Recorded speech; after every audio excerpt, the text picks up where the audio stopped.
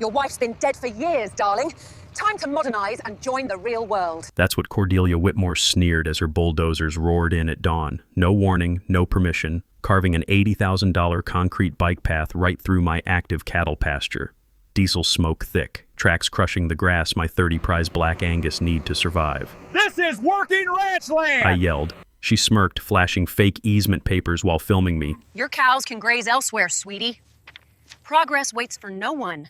What she forgot. This is Taurus's territory, my 2,200-pound champion bull who's owned this field for 6 years. Bulls don't like intruders, especially shiny Teslas parked in their feeding ground.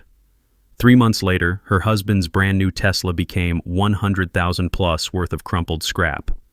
This malicious compliance revenge is legendary, and the footage is insane. What would you do? Comment where you're watching from and smash like if you're rooting for the bull. My name's Dutch Kellerman, and I've been raising cattle on this land since before most of these suburbanites knew the difference between a bull and a steer. Third-generation rancher, inherited these 47 acres from my grandfather back in 1995. Been running 30 head of registered Black Angus ever since, watching the sunrise paint the pasture gold every morning for 28 years straight. The smell of morning hay still reminds me of Sarah. My wife passed 18 months ago. Cancer took her fast and brutal. Left me with nothing but memories and a ranch that felt too quiet without her laughter echoing off the barn walls. Funny newspaper stories to tell her, only to remember that empty kitchen chair would stay empty forever. Grief has a way of making time crawl and fly simultaneously, leaving you with too much silence and not enough purpose. That's when they started building Willowbrook Heights, like some suburban infection spreading across what used to be decent farmland. 200 cookie-cutter McMansions sprouting like mushrooms after rain, each one worth more than my entire herd combined. Suddenly, I had neighbors who thought grass should be emerald carpet, not cattle food. The kind of folks who complained about roosters crowing but paid premium prices for farm-fresh eggs at Whole Foods, wanting the aesthetic of country living without any actual country. Enter Cordelia Whitmore, stage left, with all the subtlety of a freight train derailment. 49 years old, former corporate lawyer from California who moved here thinking she could run our county like her personal boardroom. HOA president for 3 consecutive terms, drove a white Tesla Model X with EcoFam vanity plates, and wore those expensive yoga pants like armor against authentic life and honest work. The woman treated every neighborhood dispute like a hostile corporate takeover, complete with PowerPoint presentations and legal threats typed in Comic Sans font, because nothing says, "I'm reasonable," like threatening your neighbors with lawsuits in playful typography. She'd moved from Silicon Valley when her husband Brad landed some high-paying tech executive position, bringing that uniquely Californian passive-aggressive communication style that turned simple conversations into email chains longer than my property deed. First came the noise complaints about my cattle lowing at dawn. Apparently, Black Angus don't respect suburban sleep schedules or understand modern concepts like quiet hours. Then the certified letters about agricultural odors affecting property values, because heaven forbid anyone smell actual farm life in what used to be farm country. Legal threats arrived every Tuesday like unwelcome clockwork, always CCing her attorney, always demanding I relocate my livestock operation somewhere more appropriate for modern community standards. Here's what most people don't know about property easements. They require explicit written landowner consent for any recreational use, and historical emergency access rights can't legally be converted to bike paths without proper documentation and approval. Translation: just because some dusty old document mentions your property doesn't mean anyone can build whatever they want, wherever they want. But Cordelia had discovered something interesting buried in the county records, a 1960s recreational easement that supposedly ran right through my main pasture. The same pasture where Taurus, my 2,200-pound prize bull and undisputed king of the herd, had established his territorial kingdom over 6 years of dominance. That bull had claimed that exact spot as his personal dining room and didn't just dislike sharing. He'd charge anything that moved wrong in his space. I'd seen him chase off delivery trucks that honked their horns near his fence line. The real injustice came on a cold Tuesday morning in October when I walked outside to find surveyors already marking trees for Cordelia's planned $80,000 bike path construction, spray painting bright orange X's on oak trees older than her entire bloodline. No phone call, no permission request, no courtesy visit, just confident trespassing with blueprints showing concrete cutting straight through Taurus's territory. "Excuse me, this is private land," I called out, my breath forming clouds in the crisp morning air. The head surveyor barely glanced up. "HOA infrastructure project, sir. We have proper documentation." That's when I spotted her. Cordelia standing by my fence line filming everything, her satisfied smile saying she'd finally found my weakness. What she didn't know was that 30 years of animal husbandry had taught me something valuable. With enough patience and the right conditioning, you can train almost any behavior into livestock. Within 48 hours of the surveyor incident, Cordelia had escalated from trespassing to full legal warfare. A thick manila envelope arrived via certified mail, return receipt requested. The kind of official intimidation that screams, "I have lawyers and you're about to get crushed." Inside sat a cease and desist order claiming I was unlawfully interfering with approved municipal infrastructure development. Apparently, my crime was asking trespassers to leave my own property. The letterhead belonged to Marcus Webb, attorney at law, whose office address traced to a strip mall between a nail salon and a payday loan shop. Always a confidence-inspiring sign when your opponent's legal representation operates next to businesses advertising in neon. But Cordelia wasn't stopping at paper threats. She'd filed formal complaints with the county claiming my aggressive cattle posed immediate public safety risks near the planned bike path route. According to her sworn statements, Taurus had menaced and threatened innocent joggers through the fence line, conveniently forgetting to mention those joggers were actually her hired surveyors, trespassing on clearly posted private property while carrying surveying equipment. The smell of fresh legal ink mixed with my morning coffee created a bitter cocktail as I read her escalating demands. Immediate relocation of all cattle from the designated recreational corridor, or face municipal enforcement action and potential seizure. Translation: move your animals voluntarily or we'll move them for you, probably to the nearest auction house. Her attorney had also threatened criminal charges for obstruction of public works if I continued harassing municipal contractors. Apparently, standing on my own land and asking questions constituted harassment in Cordelia's legal universe. That's when I decided to fight back with something Cordelia hadn't expected from a simple cattle rancher: actual legal knowledge and professional representation. I drove into town and hired Mackenzie Reeves, a local attorney who specialized in agricultural law and didn't operate out of strip malls. Sharp as a new fence post and twice as tough, Mackenzie had built her 20-year practice defending farmers against exactly this kind of suburban land grab bullshit. "Let's start with the fundamentals," Mackenzie said, spreading Cordelia's documents across her solid oak desk like evidence at a crime scene. "Show me this miraculous easement they're claiming gives them authority over your property." What we discovered during our initial investigation made my blood pressure spike, and Mackenzie's eyes light up like Christmas morning. The 1960s document Cordelia was waving around like a magic wand specified emergency vehicle access only: fire trucks, ambulances, police vehicles during emergencies. Recreational use wasn't mentioned anywhere in the original county filing, and more importantly, converting emergency access rights to public recreational use required completely new documentation, environmental impact studies, and verified written landowner consent. Cordelia had forged my signature on the recreational use consent forms. "Well," Mackenzie said, holding the fraudulent document up to her office light, "this is either the worst forgery I've encountered in 20 years of practice, or you've suddenly developed a severe case of dyslexia that affects only your signature and makes you spell your own name wrong." Emergency access easements are legally distinct from recreational easements under state property law, and any conversion between the two categories requires new environmental assessments, public hearings, and verified landowner consent with notarized signatures.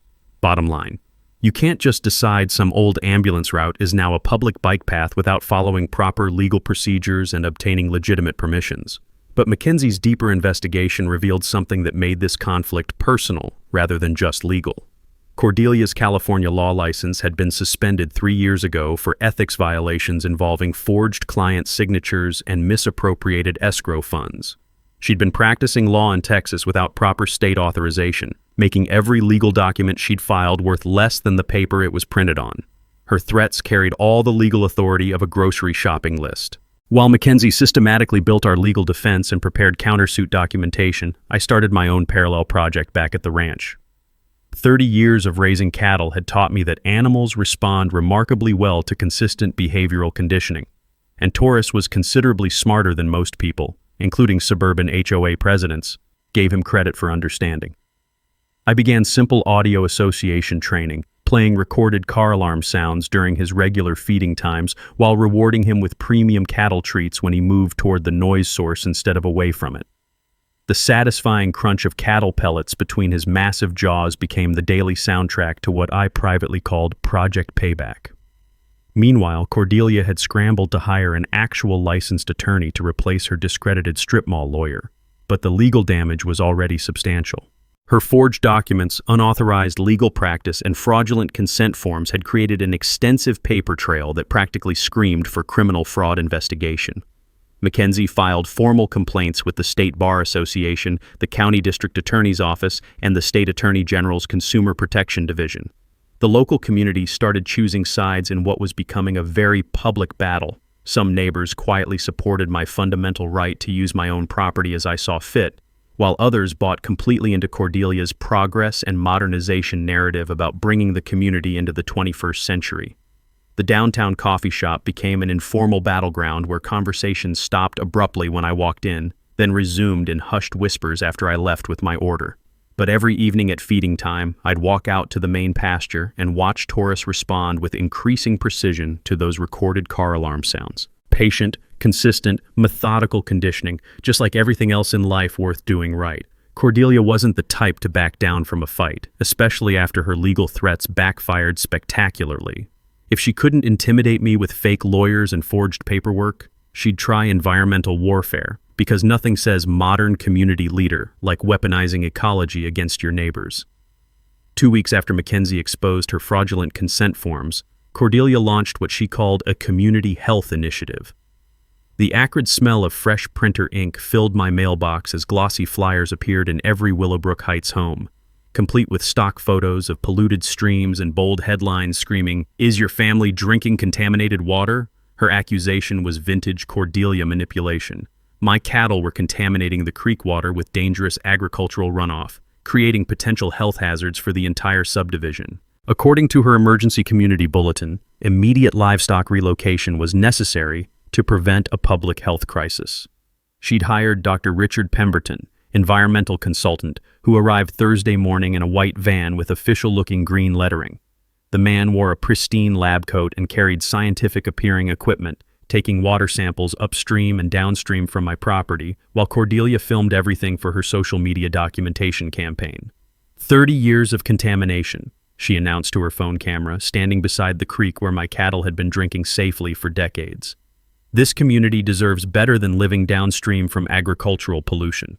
The metallic taste of outrage flooded my mouth when I read Pemberton's preliminary report. According to his laboratory analysis, dangerous levels of E. coli were present in creek water directly below my cattle operation, posing immediate public health risks requiring emergency livestock relocation for community safety. But Mackenzie had taught me to verify everything Cordelia presented as scientific fact. A basic internet search revealed Dr. Pemberton's environmental consulting business was registered to a suburban ranch house, and his certified laboratory was actually his spare bedroom, converted with equipment ordered from Amazon. More damaging to Cordelia's credibility, Richard Pemberton was actually Richard Whitmore, her brother-in-law who'd changed his surname after bankruptcy proceedings and a restraining order back in California. His impressive environmental credentials consisted of a bachelor's degree in business administration and exactly zero scientific training.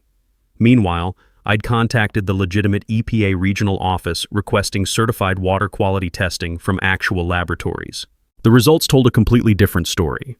My rotational grazing practices were actually improving creek water quality through natural grass filtration systems, while the HOA's excessive chemical fertilizer applications on their manicured lawns were creating measurable pollution problems downstream from their decorative pond.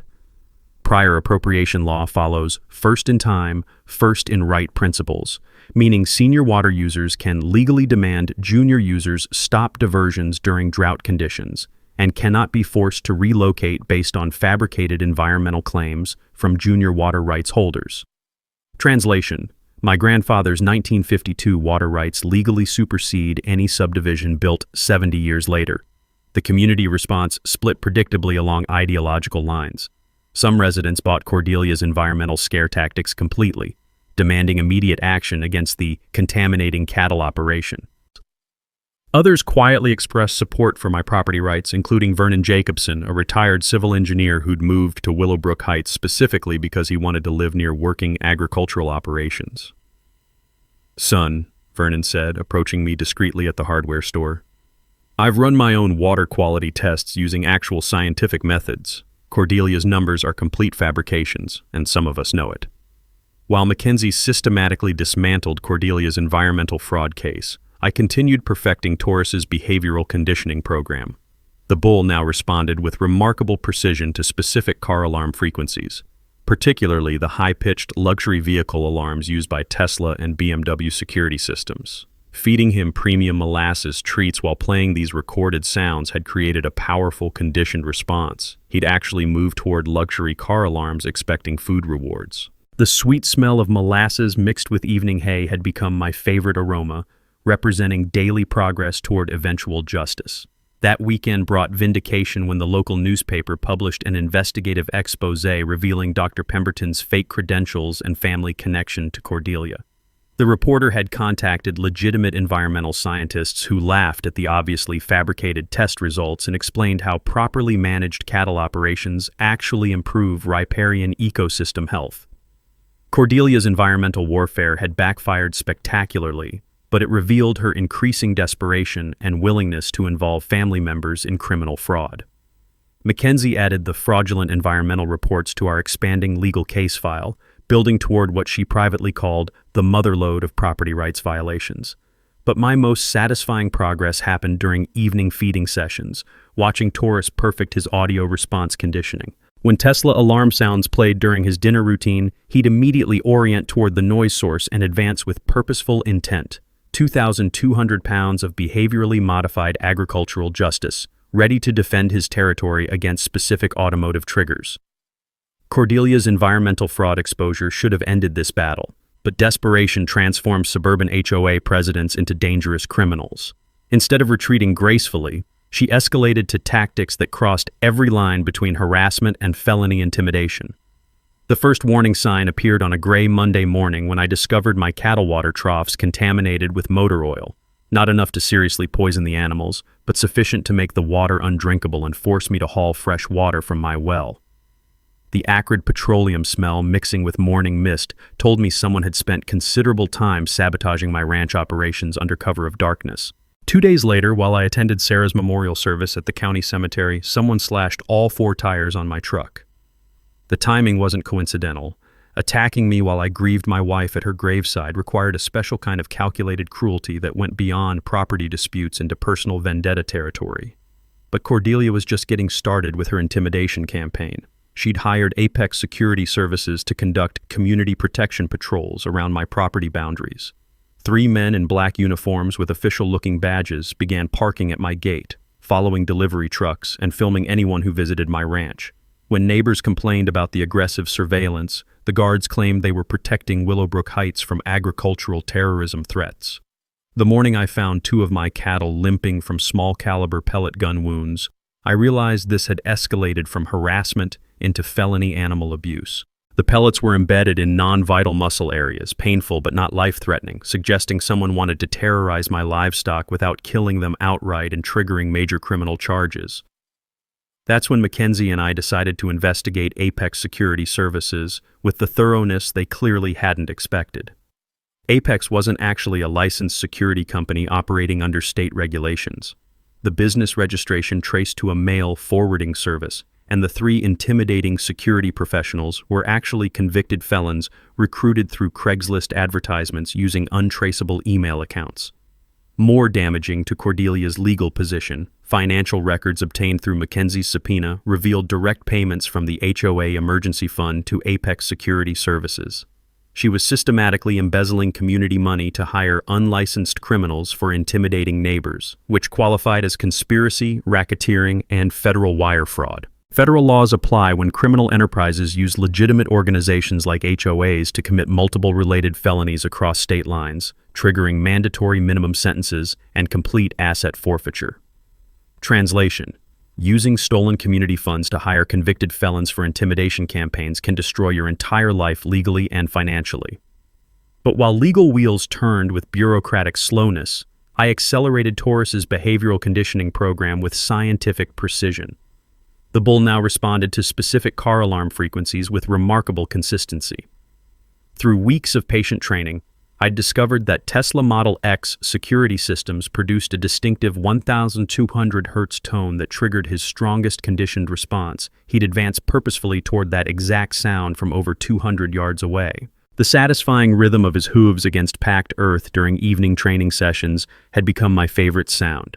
Knowing each successful response brought us closer to perfect tactical timing. Community sentiment was shifting dramatically after residents learned about Cordelia's criminal security hiring practices. Vernon Jacobson had quietly organized legitimate Willowbrook Heights homeowners who were genuinely horrified by their HOA president's illegal activities. Their independent investigation revealed she'd been systematically misappropriating community funds for personal expenses, including Tesla lease payments and luxury vacations, fraudulently categorized as community development research trips. "We moved here for peaceful retirement," Vernon confided during a discreet hardware store conversation, "not to fund some power-hungry transplant's criminal enterprise against our farming neighbors." The security harassment campaign had backfired by attracting unwanted media attention to Cordelia's questionable financial practices. Local television reporters were investigating HOA mismanagement, and the state attorney general's Consumer Protection Division had opened formal proceedings based on multiple homeowner complaints. But Cordelia's desperation drove her toward increasingly reckless escalation tactics. Thursday evening brought an anonymous phone call threatening to accidentally release my cattle gates during night hours, allowing my herd to wander onto busy county roads where they'd likely be struck by vehicles. The voice was electronically disguised, but the passive-aggressive phrasing and entitled tone were unmistakably Cordelia's communication signature. That night, I installed motion-activated security cameras throughout my property and began sleeping in the barn to protect my animals from sabotage. The familiar smell of hay and honest livestock mixed with the metallic taste of protective anger as I realized how far Cordelia would descend to steal my family's heritage. Mackenzie had filed formal complaints with multiple law enforcement agencies, but warned me that building comprehensive criminal cases required months of evidence gathering before arrests occurred. Justice would arrive eventually, but my cattle needed immediate protection from escalating criminal harassment. That's when I made the strategic decision that would define this entire conflict's resolution. Instead of waiting passively for legal justice, I'd engineer my own opportunity for public accountability. The annual Willowbrook Heights HOA meeting was approaching, and Cordelia planned to use that community forum for announcing her final land acquisition push. 3 weeks into Mackenzie's investigation, she called with news that transformed this from a property dispute into something far more sinister. She'd been working with forensic accountants to dissect Cordelia's financial activities, and what they'd uncovered made my hands shake as I read the evidence. "Dutch, you need to sit down for this," Mackenzie said, spreading financial documents across her conference table like pieces of a criminal puzzle. "This was never about a bike path. This was never even about your land." The forensic analysis revealed a financial conspiracy that made my blood run cold with rage. Cordelia and her husband Brad had been systematically embezzling from Willowbrook Heights for over 2 years, stealing nearly $890,000 through fake vendor contracts, inflated maintenance bills, and fabricated emergency expenses. But that was just the beginning. Brad's tech company was hemorrhaging money, surviving only through investor fraud and accounting manipulation. They were 3 weeks from bankruptcy when Cordelia discovered my property's development potential. Her bike path scheme was designed to force me off my land so they could sell the entire area to Sunbelt Development Corporation for $3.2 million. The acrid smell of fresh legal documents mixed with Mackenzie's strong coffee as she explained their criminal enterprise. They'd already signed preliminary purchase agreements with developers, contingent on acquiring my 47 acres. The bike path was never intended for recreation. It was the access road for a planned luxury subdivision of 200 additional McMansions. This wasn't random financial crime targeting a convenient victim. 25 years ago, my late wife Sarah had filed the California State Bar complaint that destroyed Cordelia's legal career. Sarah's testimony about forged client signatures and misappropriated escrow funds had led directly to Cordelia's law license suspension and forced exile from California. This entire scheme was elaborate revenge against a dead woman. "She's been planning this since she discovered where you lived," Mackenzie said, her voice tight with controlled fury. The HOA presidency, moving to this specific subdivision, even the bike path route through Sarah's Memorial Grove. All of it was designed to torture Sarah's widower and steal the land where you scattered her ashes. The personal vendetta explained Cordelia's calculated cruelty, contaminating my water during Sarah's memorial service, escalating harassment during my wife's birthday month, deliberately targeting the oak trees where I'd buried her ashes. She'd weaponized my grief against me. When criminal conspiracies cross state lines using mail, wire, or electronic communications, federal prosecutors can invoke racketeering statutes allowing seizure of all assets purchased with criminal proceeds, including homes, vehicles, and bank accounts. Translation: Cordelia's entire lifestyle was about to vanish permanently. But Mackenzie delivered the power-shifting news that transformed me from victim to victor. The FBI had enough evidence for immediate arrests on federal charges carrying mandatory 15-year minimum sentences. More importantly, they wanted to coordinate dramatic public arrests at next week's annual HOA meeting for maximum community impact. "Here's what's going to happen," Mackenzie explained with satisfied precision.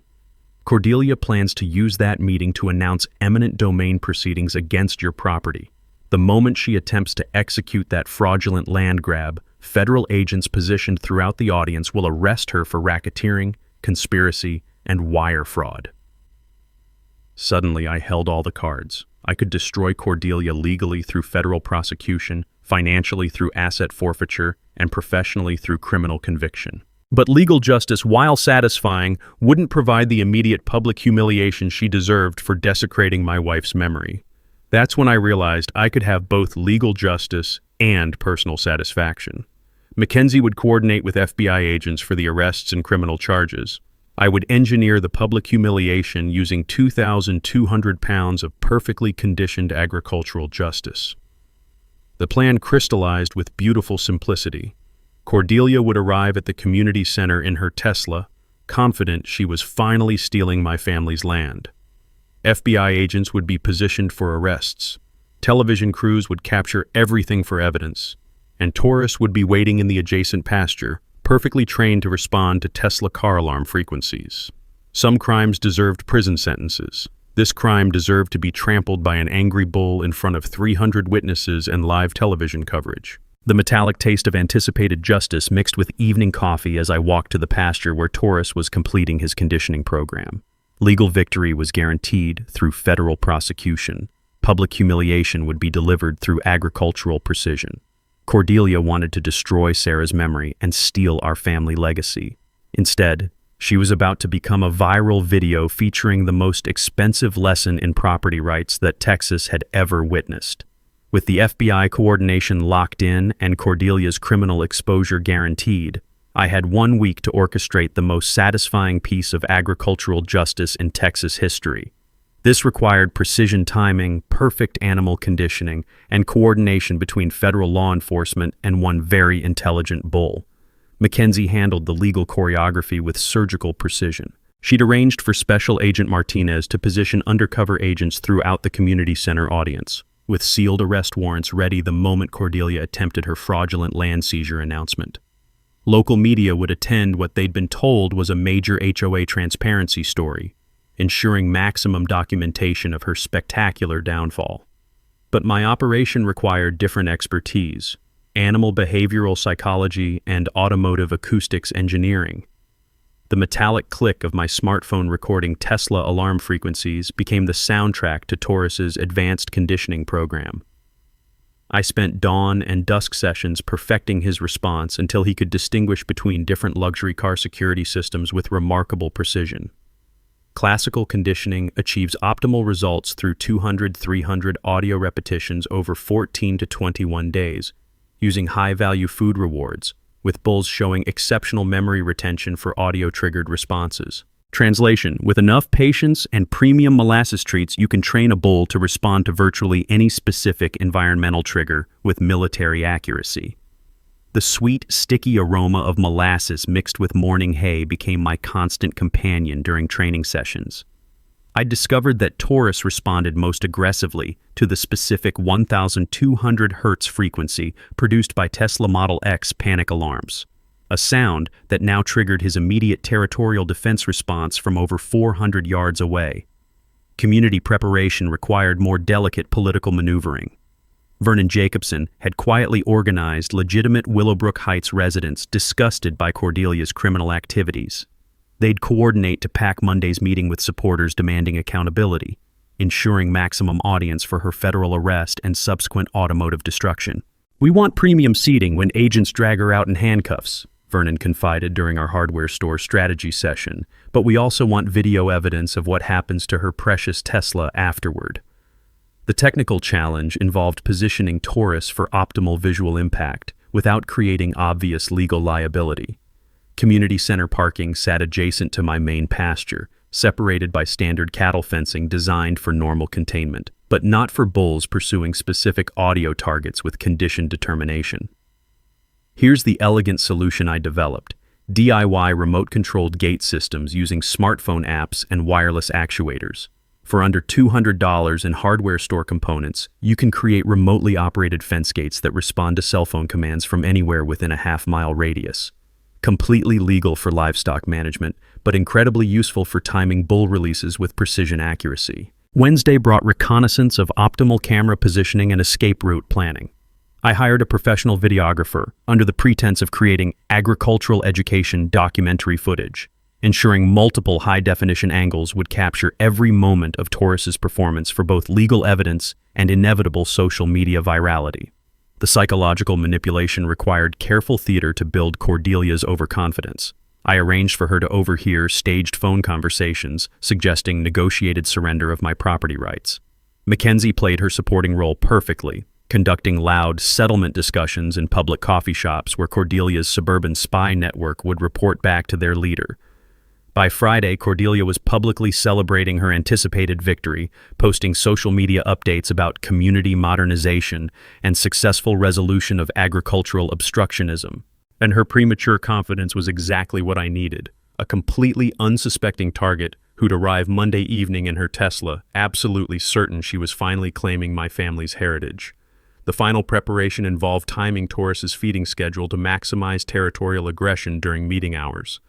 Bulls defend their primary grazing areas most aggressively during evening feeding periods, and I wanted him primed for territorial protection when Cordelia's panic alarm provided the audio trigger for his conditioned response. Safety considerations required careful engineering since my goal was expensive automotive destruction, not human injury. I positioned temporary barriers to redirect Taurus's charge trajectory toward parking areas rather than pedestrian zones, and arranged discreet veterinary standby to ensure bull safety during his starring performance. The familiar smell of evening grain mixed with the metallic taste of anticipated justice as I conducted final conditioning sessions. Taurus now responded to Tesla alarms with the reliability of German engineering meeting agricultural determination. 2,200 pounds of behaviorally modified livestock, ready to deliver expensive lessons about respecting Texas property rights. Saturday's dress rehearsal went perfectly. Smartphone gate controls worked flawlessly, Taurus responded to recorded Tesla alarms with impressive consistency, and emergency containment protocols functioned exactly as designed. Sunday evening, I sat on my porch reviewing the operational timeline while watching Taurus graze peacefully in his territory. Federal agents would deliver criminal justice through arrests and prosecution. My bull would provide personal justice through spectacular automotive destruction. Cordelia would discover that some educational experiences require very expensive tuition payments. Monday's HOA meeting would combine federal law enforcement with precision agriculture, creating the kind of viral content that agricultural rights advocates would celebrate for generations. With federal agents positioning for Monday's arrests and Taurus perfecting his automotive destruction skills, I expected Cordelia to maintain her overconfident facade through the weekend. Instead, something spooked her into a final desperate gambit that revealed just how dangerous cornered criminals become. Saturday morning brought the first sign of escalation when I discovered professional-grade surveillance equipment mounted on telephone poles overlooking my property. Not the amateur spy cameras Cordelia had used before. These were military specification devices with night vision and audio recording capabilities that someone had installed under cover of darkness. The acrid smell of electronic components mixed with morning coffee as I examined the sophisticated gear. This wasn't HOA president harassment anymore. This was federal-level surveillance suggesting Cordelia had connected with serious criminal elements willing to provide advanced equipment for her final push. Mackenzie's weekend phone call confirmed my suspicions about the escalation. "Dutch, we've got a problem. Cordelia just hired Blackstone Consulting Services for emergency security assessment of your property. Blackstone isn't a legitimate consulting company. They're private military contractors who specialize in intimidation and evidence destruction." Blackstone was actually a front company operated by Brad's former Silicon Valley business partners, who were facing their own federal fraud investigations and needed Cordelia's land deal to succeed for their financial survival. This wasn't just about revenge against my dead wife anymore. Multiple criminal enterprises were coordinating to steal my family's property. Sunday afternoon brought confirmation of their criminal escalation when 3 black SUVs with tinted windows began conducting security patrols around Willowbrook Heights. The vehicles contained armed men wearing tactical gear who claimed they were protecting the community from domestic terrorism threats posed by my agricultural operation. But their real purpose became clear Sunday evening when they attempted something that crossed every legal line: breaking into my barn to plant evidence that would justify emergency seizure of my property. My motion-activated cameras captured everything as masked figures tried to hide explosive materials and weapons-grade chemicals among my farming equipment. Federal law enforcement considers planted evidence a separate felony charge that adds automatic 10-year sentences to existing criminal charges, with mandatory asset forfeiture for anyone involved in the conspiracy. Translation: trying to frame farmers for terrorism charges guarantees you'll spend decades in federal prison. The evidence-planting attempt backfired spectacularly when my security system triggered silent alarms that alerted both local police and FBI surveillance teams. Agent Martinez arrived within 20 minutes to arrest 2 Blackstone operatives in possession of illegal explosives and fraudulent federal identification documents. What they didn't expect was discovering that I'd been recording everything through hidden cameras installed throughout my property during the past week's preparation. Their criminal conspiracy was now documented on high-definition video that would serve as evidence in multiple federal trials. But Cordelia's desperation drove her toward one final escalation that revealed the true scope of her criminal network. Monday morning, she attempted to bribe County Sheriff Thompson with $50,000 in cash to conduct an emergency raid on my property based on the planted evidence her operatives had failed to successfully hide. The sheriff immediately contacted FBI agents and agreed to wear recording equipment during his meeting with Cordelia. Her attempted bribery was captured on federal surveillance devices, adding corruption charges to her growing list of federal felonies. "Mrs. Whitmore," Sheriff Thompson said during their recorded conversation, "you're asking me to raid an innocent man's property based on evidence that your people tried to plant there. That's not law enforcement. That's organized crime." By Monday afternoon, Agent Martinez had arrested 4 Blackstone operatives and secured warrants for Brad's business partners in California. Cordelia's criminal network was collapsing faster than a house of cards in a Texas windstorm, but she remained convinced that evening's HOA meeting would somehow salvage her land acquisition scheme. What she didn't realize was that every aspect of her criminal conspiracy had been documented by federal investigators, who were now treating this case as a major racketeering prosecution involving multiple interstate criminal enterprises. The metallic taste of satisfaction mixed with pre-meeting coffee as I conducted final preparations for Taurus's starring role.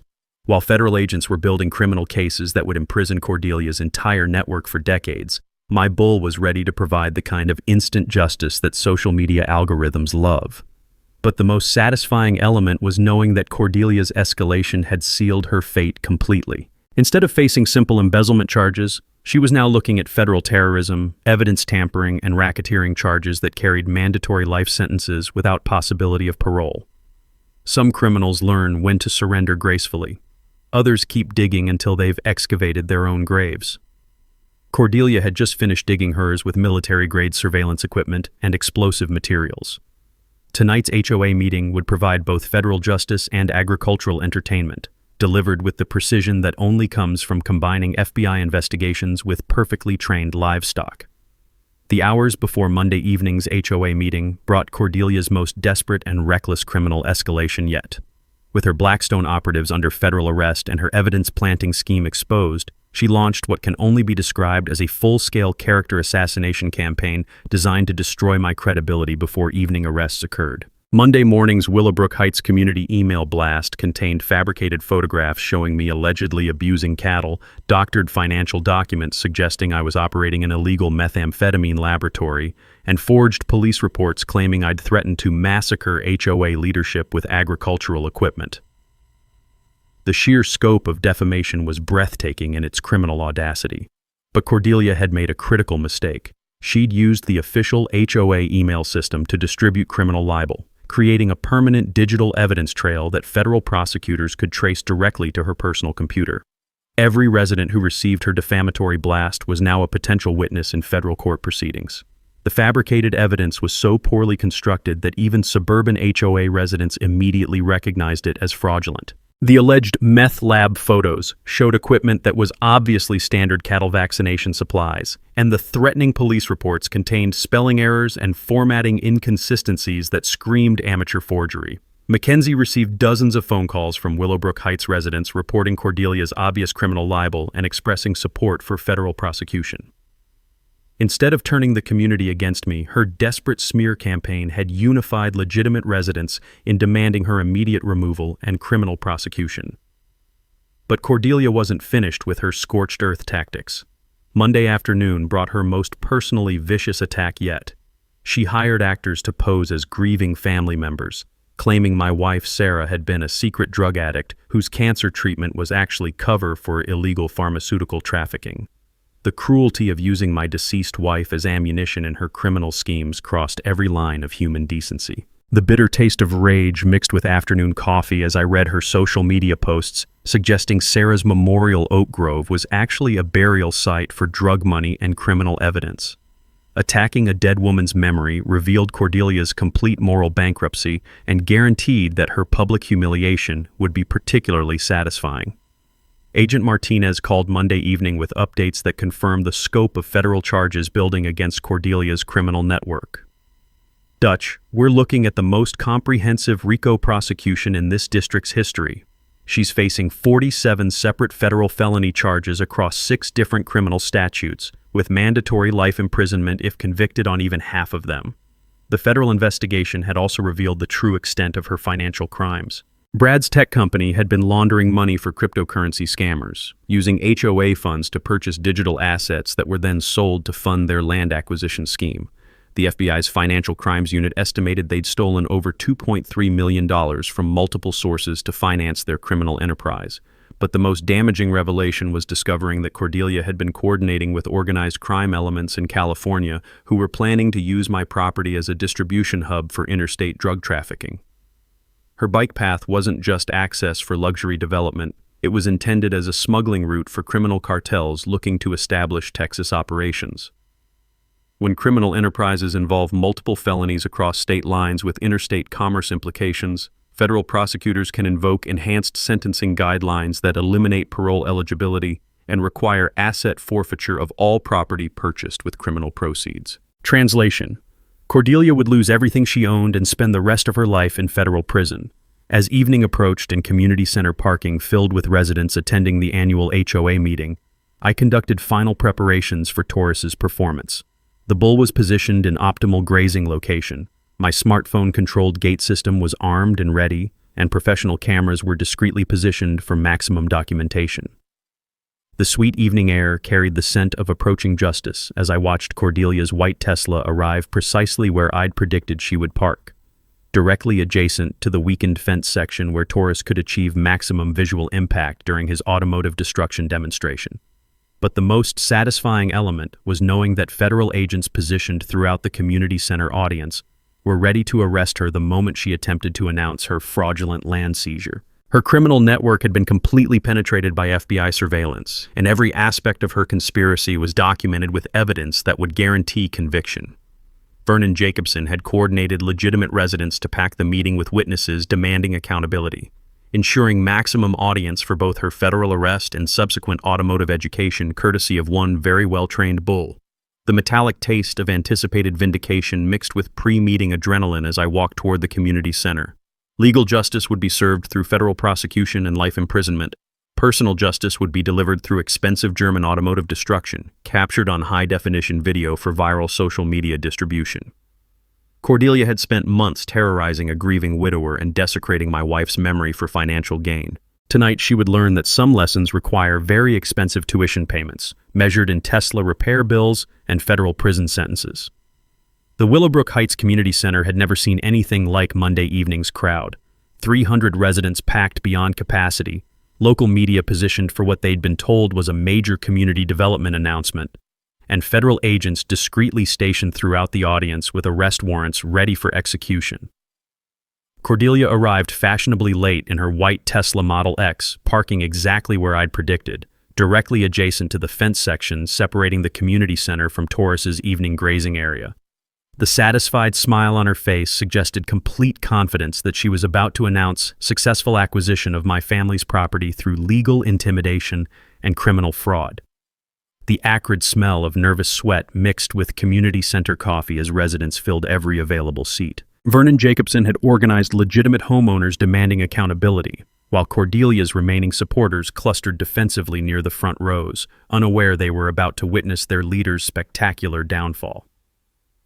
"Ladies and gentlemen," Cordelia announced from the podium with her characteristic smug confidence, "tonight we celebrate a major victory for community progress and modernization. After months of negotiations, we've successfully resolved the agricultural obstruction that has prevented our bike path development." She clicked her presentation remote, displaying architectural renderings of the completed bike path cutting through my former pasture. "Thanks to collaborative community spirit and legal persistence, we've obtained all necessary easements and environmental approvals for this exciting recreational enhancement." That's when Mackenzie stood up from her strategic position in the third row, federal warrant folder clearly visible in her hands. "Mrs. Whitmore, I'm attorney Mackenzie Reeves representing Dutch Kellerman. Would you care to explain to this community how you forged my client's signature on those easement documents?" The community center erupted in shocked murmurs as Mackenzie activated the projection system, displaying high-definition images of Cordelia's forged signatures alongside my authentic signature for comparison. The differences were immediately obvious to everyone present. "Furthermore," Mackenzie continued with prosecutorial precision, "would you care to explain how you embezzled $890,000 from this community's emergency funds to finance your personal land acquisition scheme?" Cordelia's face drained of color as financial documents appeared on the projection screen, showing direct transfers from HOA accounts to her personal banking system. The evidence was overwhelming and undeniable. "These are fabricated lies," Cordelia screamed, her composure finally cracking under public exposure. "This is a conspiracy between a grieving widower and a corrupt attorney trying to obstruct community development." That's when Special Agent Martinez stepped forward from his position near the rear exit, FBI credentials clearly displayed. "Mrs. Cordelia Whitmore, you're under arrest for federal racketeering, mail fraud, wire fraud, conspiracy, and attempted bribery of law enforcement officials." The community center exploded into chaos as residents realized they were witnessing live federal arrests of their HOA president. Local media cameras captured everything as Agent Martinez read Cordelia her rights while 2 additional agents moved to arrest Brad, who'd been hiding near the emergency exit. But Cordelia's desperation drove her toward one final mistake that would provide the viral moment this story deserved. Instead of surrendering gracefully to federal custody, she bolted toward the exit, screaming about persecution and conspiracies while frantically pressing her Tesla's panic button to call for help. The distinctive 1,200 Hertz Tesla alarm echoed across the parking lot, immediately triggering Taurus's conditioned response from his grazing position 400 yards away. I discreetly activated my smartphone gate controls, releasing the perfectly trained bull for his starring performance. What happened next became instant legend in Texas agricultural circles. Taurus charged through the weakened fence section with the determination of 2,200 pounds of behaviorally conditioned justice, heading directly toward the source of his audio trigger. Cordelia's Tesla Model X became the most expensive educational demonstration in HOA history, as my prize bull systematically destroyed every panel of German engineering with methodical precision. The community center crowd poured outside to witness agricultural justice in action, their shocked gasps and delighted laughter mixing with the satisfying sound of luxury automotive destruction. Local media captured every moment of Taurus's performance, creating the viral content that would make this story legendary. "Ma'am," Agent Martinez said to the screaming Cordelia as her $90,000 Tesla became scrap metal, "your insurance doesn't cover acts of livestock justice." The mic drop moment came when I walked calmly to the destroyed vehicle, handed Cordelia the federal civil lawsuit papers, and delivered my prepared line. "Progress waits for no bull, sweetie." The crowd erupted in applause as federal agents led Cordelia and Brad toward custody vehicles, while Taurus stood proudly beside his automotive conquest, methodically chewing cattle treats I'd thrown to reward his perfect performance. 6 months after Taurus's viral performance made international headlines, justice had been served with both federal precision and agricultural satisfaction. Cordelia received 7 years in federal prison plus $1.2 million in restitution payments, while Brad got 5 years for conspiracy and financial fraud. Their criminal network collapsed completely, with 4 additional co-conspirators receiving sentences ranging from 3 to 12 years. The federal asset forfeiture process had been particularly satisfying to watch. Cordelia's Tesla, what remained after Taurus's educational demonstration, was seized as evidence, along with their McMansion, Brad's luxury vehicles, and every penny they'd stolen from community funds. The HOA residents recovered their embezzled money with federal interest penalties, while I received substantial settlement payments from multiple civil lawsuits. But the legal victories were just the beginning of this story's positive transformation. The new Willowbrook Heights HOA board, elected after emergency community meetings, implemented what they called the Good Neighbor Charter, a set of policies prioritizing cooperation over litigation and requiring supermajority votes for any major property actions. Vernon Jacobson became president, bringing his engineering expertise and common-sense approach to community management. The bike path project was completed exactly as originally planned, but with important modifications.